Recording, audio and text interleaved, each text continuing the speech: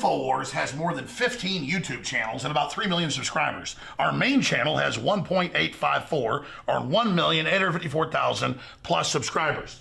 Now, they've been gaming the system for a long time to shut down nationalistic or patriotic media, saying we're right-wingers, saying we're extremists. Well, it doesn't matter who we are. We have a right to free speech, don't we? As long as we don't violate the rules.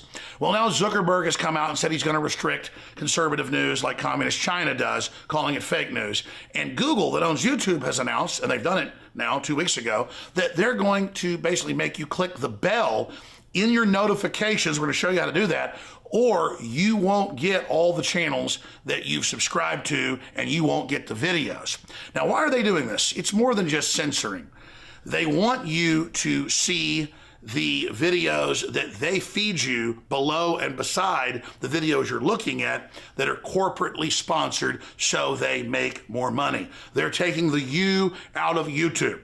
So we're in this information war, and it's more important than ever that you promote the videos, that you like the videos, and that you send them on to others. Because the answer to the attempt to shut us down and restrict free speech that's openly now happening is for us to redouble our efforts. We're winning the culture war as true classical liberals that made this country great. We're restoring the Renaissance. So again, if you want to get our videos, so you can make your decision whether you want to see them or not. After all, that's why you subscribed. YouTube's had this since they started 12 years ago or whatever it was. And they're fundamentally changing it so you don't get it. Ladies and gentlemen, this is promoting fake news and trash news and establishment news. It's killing real independent news. But we the people, by taking action, can break the back of this system. So please, click on the bell so you get the notifications and so you get in your feed the videos and channels you've subscribed to. I'm Alex Jones for Infowars.com. Well, we have another update in the conspiracy theories that continue to flow out of the White House. This is very troubling considering the fact they just voted themselves $160 million to authenticate news and to put out real news in its place, of doing that through the State Department, the new Ministry of Truth. Now, yesterday, we were told, this was escalated, NBC reported that U.S. officials have now said they know that Putin personally was involved in the election hack. They say U.S. intelligence officials now believe with a high level of confidence, quote unquote, that means that they don't have any physical evidence, that Russian President Putin became personally involved in the covert Russian campaign to interfere in the U.S. presidential elections.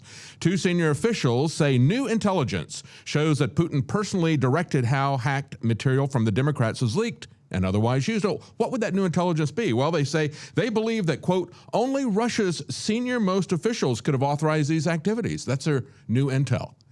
See, it's just an assumption that they say this is an intelligence judgment. They say it's consistent with the Putin that I've watched. I worked with him as an ambassador in the government. He had a vendetta against Hillary Clinton. Now, we're going to talk about what I think is a real source of this leak. And of course, we had another allusion to the fact that it might have come from Seth Rich. But certainly the person who said that he handed it to the DNC said it was from handed it to WikiLeaks, said it was from a DNC disgruntled staffer. But, you know, we look at that and we say, well, certainly that fits the pattern of murder that we've seen around Hillary Clinton. And she certainly had vendettas against somebody internally in the Democrat Party that would leak this information. So maybe she did kill him, okay?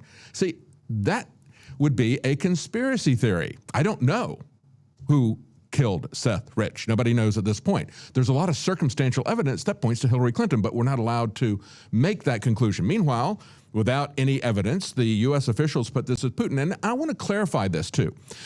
When they talk about hacking the election and doing something, they're not saying that he sent in Russian agents to vote even across the border, even though they weren't authorized to vote. They're not saying that they fiddled with the machines. They're not saying that they fiddled with the counts. No, what they're saying is that they hacked the election by telling you the truth about Hillary Clinton. Think about that.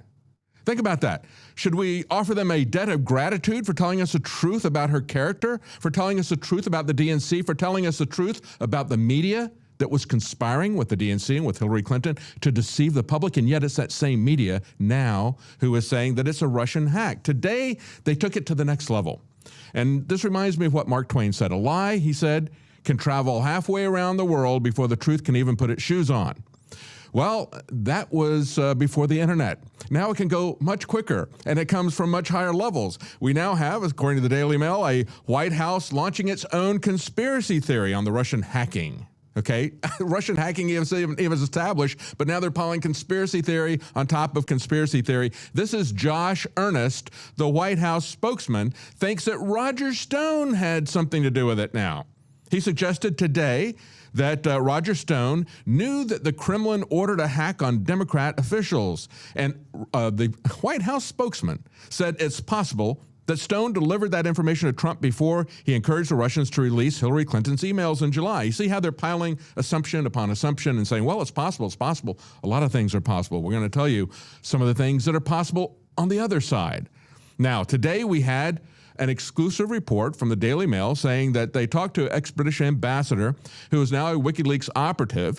He claims that Russia did not provide the Clinton emails. He said they were handed to him at a D.C. park by an intermediary for disgusted Democrat whistleblowers. His name is Craig Murray. He's a former British ambassador to Uzbekistan. He's an associate of Julian Assange, and he gave this information to Daily Mail. They say he flew to Washington, D.C. to get these emails. He claims he had a clandestine handoff in a wooded area. He said the leaker's motivation was disgust at the corruption in the Clinton Foundation and the tilting of the primary election playing field against Bernie Sanders. Now, let's go to Seth Rich, because with this new information that just came out yesterday, let's look at the other side of this. Remember that Seth Rich was the young staffer who was killed in Washington, D.C., and he was a data analyst. WikiLeaks offered a $20,000 reward for him. That was in addition to another $25,000 reward that was being offered in the case by somebody who was a Bernie Sanders supporter, offering that information. Now, his father said that he knew that no items were taken, even though they called it a possible robbery. That his mother told NBC News that her son's hands were bruised, his knees were bruised, his face was bruised, yet he had 2 shots to his back, and they didn't take anything. A struggle implied, okay? Now, when people like the Inquisitor or people on the internet and Reddit, as they report this in heavy, they say, without evidence to back it up, they say that Rich was the person who gave the information to WikiLeaks and that he was murdered to cover that up. And yet they say, but we know because the government has told us that it came from the Russians. Again, the evidence is circumstantial in either case. Who are you going to believe? Are you going to believe these people that we now know from this information were liars colluding with the media? And that's the point. They're saying that Russia hacked this election because we expose the lies of the DNC and Hillary Clinton. For Infowars.com, I'm David Knight.